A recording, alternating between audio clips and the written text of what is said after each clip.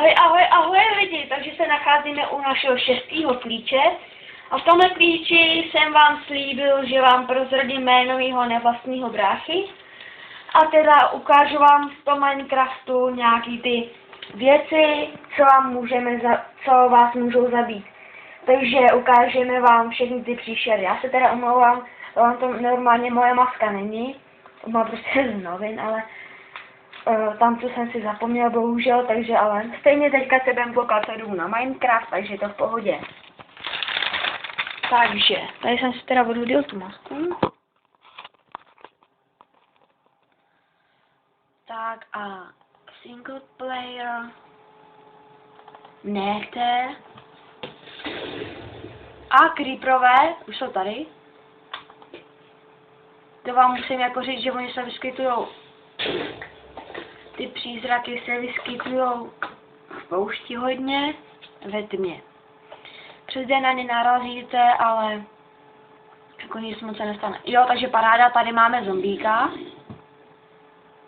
Stačí dvakrát seknout mečem, které mě trefíte.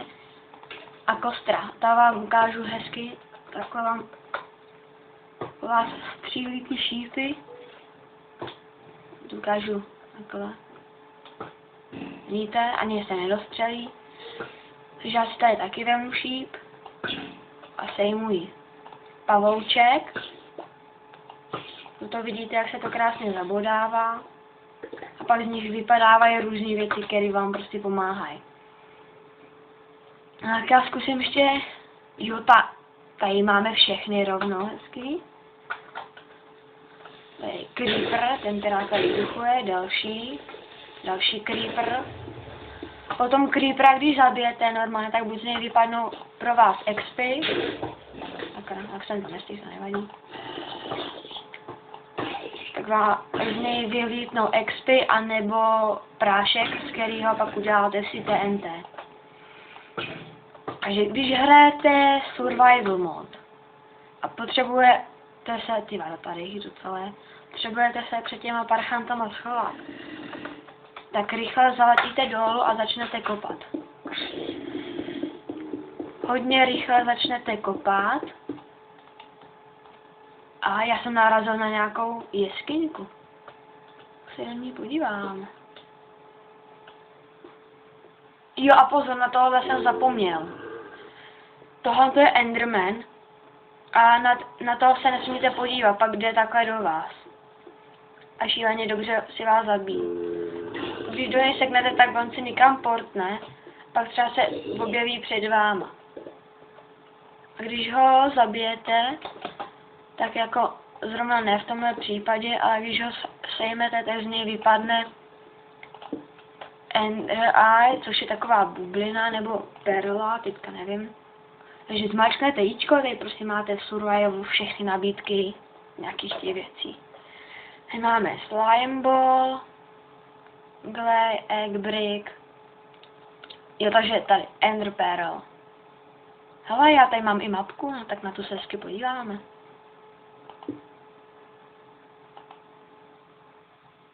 Parádička, máme mapu. Takže se půjdeme kouknout někam k vodě, jo? Jo, já na druhou stranu, takže k vodě. K vodě je to tudy. A já na mapu kašlu.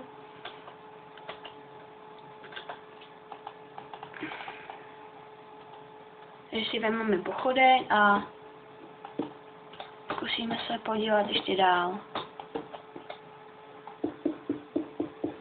Vykopem se nahoru. A máme tady pavoučky. Tak zkusíme nějakou jinou chodbu. Jo, takže poletíme sem normálně hezky do hor. Tam oni moc nalezou jenom za váma. A tady máme prasátko. Si jste viděli.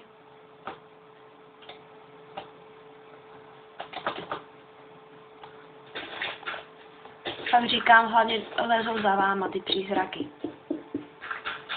Takže se takhle trochu prokopeme. Asi jsem světlo. Uděláme si tady malou místnost. pravidelnou, může být, je to fakt úplně jedno, je to na vás jenom, jak vás baví kopat. Takže pak si v Ičku, tak si najdete postel. Tady je, dáte si ji sem, já už tady ji mám. Tak, a pojďte se vychrupkat, zmačknete pravý tlačítko a hezky spínkáte. Pak ji můžete rozbít nebo zase postavit a já teďka vám ještě ukážu tu lávu, že jsem nekecal.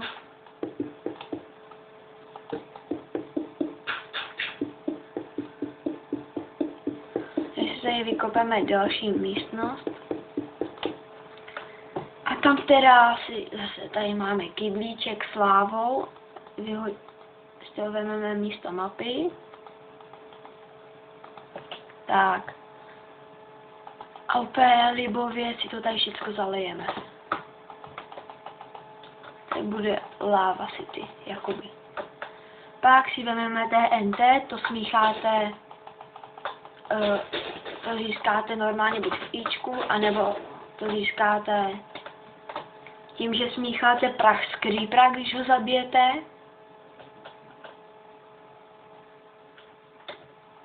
A já jsem si to zapálil.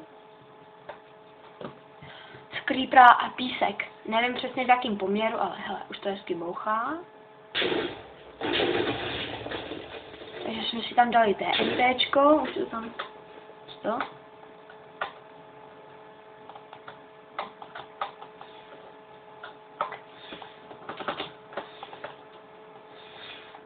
Takže si to tady takhle hezky zalijeme všude lávičkou. Já vám ukážu, že když si takhle do ní vlezete a se vylezete, tak se vám vůbec nic nestane. Tu tady teda dáme to TNT. Zase.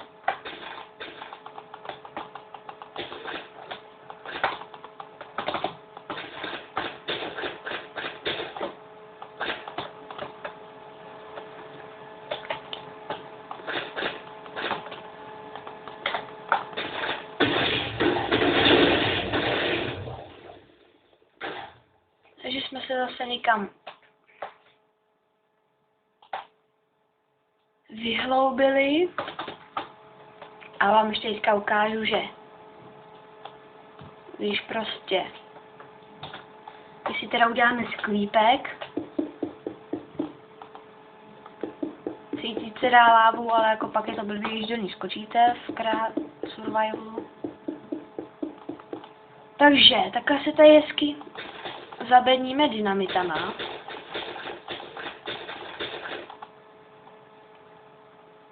A dáme si chrstnem trochu lávy, dáme TNT, pak zapíkem si to tady hezky všechno pravým tlačítkem zapálíme, ale už to začíná plikat, už nám to tady bouchne.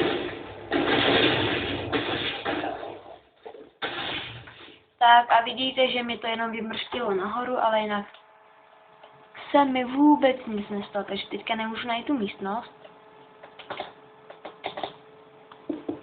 To je úplně v pohodě, tak si vykopeme novou. Se vykopeme nahoru vlastně. Já musel kopat tak hluboko. Jo, takže už je nový den. Tak a teďka teda vám ukážu, jak se vykopat do té temnoty. Můžeme si jít hezky takhle nahoru. Na nějakou.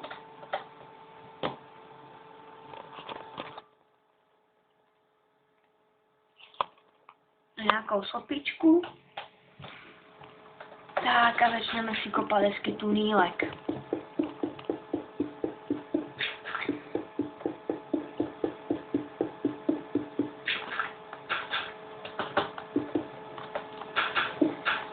A vykopeme si to tady trochu větší.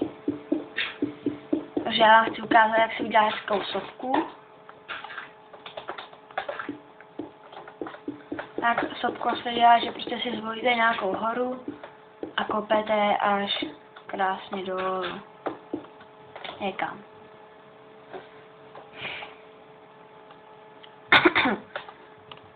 A Potom si to můžete udělat do čtverce, nebo takhle, jak to dělám já v té trojce. Zletíte si nahoru a chrstnete tam lávu. Ona krásně postupuje, tak krásně, aby mě nedohonila, abyste to hezky viděli. Tak já rychle si vemu sklo, dám si to místo té lávy a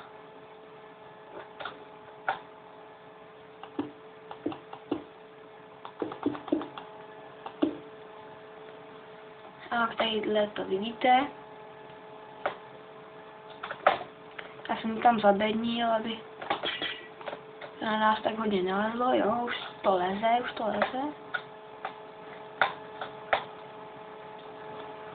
A já jsem se někam prokopal.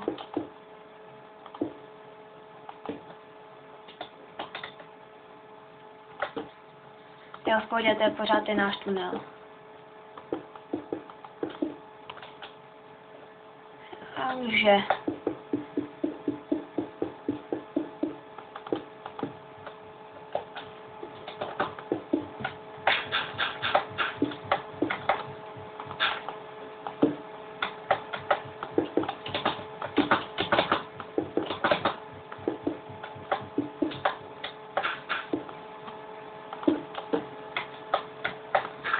Takže ještě chvíli teda kopem.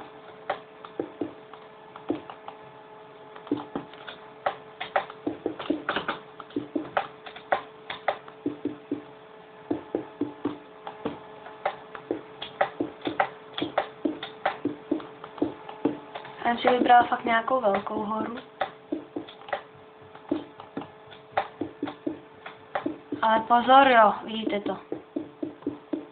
Tady jak se vám objeví takovýhle divný kameny, tak to není uhlí, to je temnota. A prokopete se zase dál, takže tohle to je temnota. Mačknete dvakrát mezerník, ale jdete dolů. Začínáte umírat. A umřeli jste. Když dáte respawn a oživíte se zase na tom místě, kde jste byli předtím.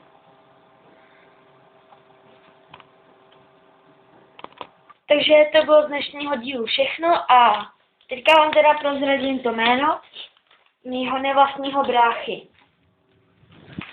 Jmenuje se Matyáš Hamous. Bydlí s mámou a jejím přítelem na Velký Dobrý. Já bydlím tam i tam, ale tady bydlím teďka s tátou. V Helsinský 2980/4. Chodím na 5. základní školu do 8A. Jestli vám tyhle klíče pořád nic neřekli, tak si počkejte na příští. V tom příštím vám dám takovou malinkatou luštěnku, která vám pomůže mě odhalit. A v příštím díle tak uděláme zbrojní speciál. Prostě ukážu vám nějaký zbraně dobrý, luky, kuše, nože budeme vrhat. Prostě fakt to bude v pohodě ten díl. Takže, zdarec lidičky, Brejden vážený, je zlučení.